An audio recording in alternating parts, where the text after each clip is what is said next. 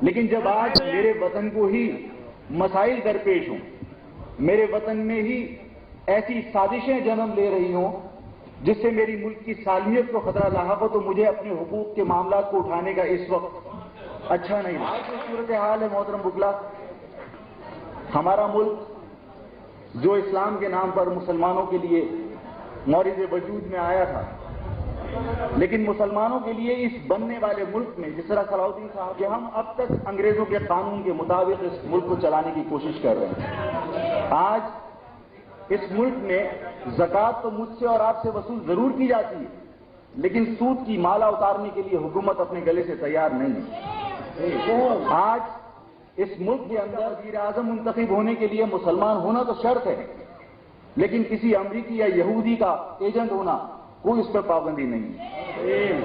آج اس ملک کی صورتحال یہ ہے کہ یہ ملک جو انتہائی غریب اور انتہائی پستی کی طرف جا رہا ہے، 41.36 بلین ڈالر کا قرض ہے، اور 1998 سے اب تک ایک پائی ادا نہیں کی گئی، اور 1980 میں یہی قرض اس ملک کے اوپر 774 ملین ڈالر تھا، جو آج 41.36 بلین ڈالر اس 18 سال کے عرصے میں کئی گنا اس بات کی دلیل ہے کہ اگر یہ قرض اسی طرح بڑھتا رہا تو کل ہمارا ملک اپنی آزادی کو کھو بیٹھے گا۔ اور یہ بات میں کسی بغیر وجہ کے، بغیر کسی دلیل کے نہیں کہہ رہا۔ مصر ہمارے سامنے، مصر نے ماضی میں قرضے لیے تھے، اور قرضوں کی ادائیگی کے لیے ہماری طرح ہی انہوں نے اپنے ادارے فروخت کیے، اور جب ادارے فروخت کرنے کے باوجود قرض کی ادائیگی ممکن نہ ہوئی تو برطانیہ نے قبضہ کر لیا۔ ٹیونس ہمارے سامنے ہے جس پہ فرانس نے قبضہ کیا، ہیٹی ہمارے سامنے جس پہ امریکہ بہادر چڑھ بیٹھے۔ کس طرح توقع کرنے؟ میں نے ایک جنرل صاحب کا بیان پڑھا، جنرل گل حمید صاحب کا، کہ اگر پاکستان دیوالیہ ہو گیا تو سب سے زیادہ فائدہ پاکستان کو ہی پہنچے گا۔ تو اس وقت میرے ذہن میں یہ آیا تھا پاکستان برازیل تو نہیں ہے۔ برازیل جب دیوالیہ ہوا تھا تو پوری دنیا نے اس کو، لیکن مصر جب دیوالیہ ہوا تو اس پر قبضہ ہو گیا۔ ٹیونس جب ختم ہو گیا، ٹکڑے ہو گیا۔ انڈونیشیا دیوالیہ ہوا تو وہاں عیسائیوں کی ایک نئی ریاست نے جنم لیا تھا۔ ہم کس طرح توقع کر سکتے ہیں کہ پاکستان ایک اسلامی ملک ہے، مسلمانوں کا ملک ہے، اور یہاں دیوالیہ ہونے کے بعد ایسا ممکن نہیں ہے۔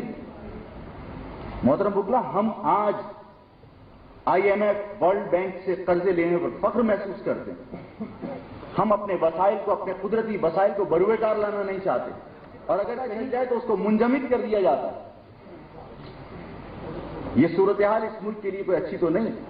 ہم جا کر غیر ملکی قرضے اگر لے کر آ رہے ہیں تو اسی زمن کے اندر فیڈرل کاسٹرو کا ایک بیان میں نے پڑھا تھا۔ فیڈرل کاسٹرو نے کہا کہ آشا شیطانی بوسہ ہے، جو اسے لیتا ہے وہ موت کی نیند سو جاتا ہے۔ ہم اپنے وسائل کو بروئے کار لانا نہیں چاہتے، ہم غیروں سے بھیک مانگ کر فخر محسوس کرتے ہیں۔ آج ہماری برباد اور تباہی کے دہانے پر ہے کہ خارجہ پالیسی، محترم بکلا، دوست بنانے کا نام ہے کہ بیرونی دنیا میں آپ نے اپنے ملکی مفادات کی خاطر کتنے دوست بنائے اور اپنے دشمن کو آپ نے کتنا تنہا کیا۔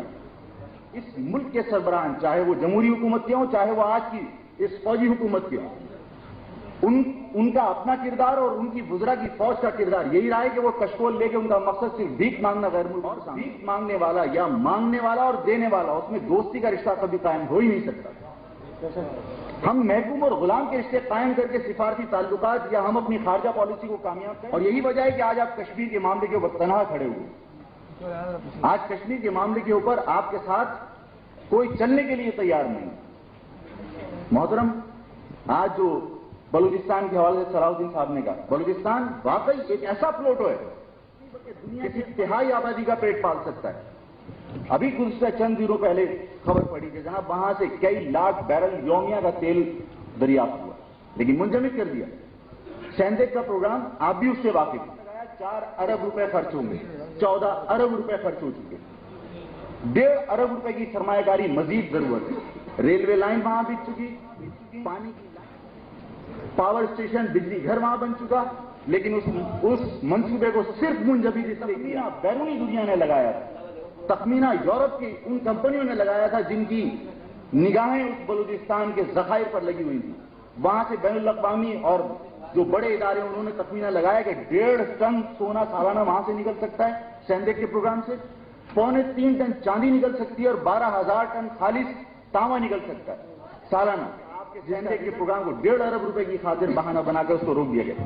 آج اس لیے نہیں ہوگا کہ 1.5 ارب روپے نہیں، 1.5 ارب تو اگر آج گورنمنٹ اپیل کرے تو اس محفل میں بیٹھ کر ہم جمع کر سکتے ہیں، لیکن سیندیک کے پروگرام کو اگر منجمد کیا تو میں یہ سمجھتا ہوں کہ صرف اس لیے کہ اس میں یورپ اور امریکہ کی سازش شامل ہے، اس لیے کہ آج آپ اپنے قدرتی وسائل کو نکال کر اگر آپ اپنے پاؤں پر کھڑے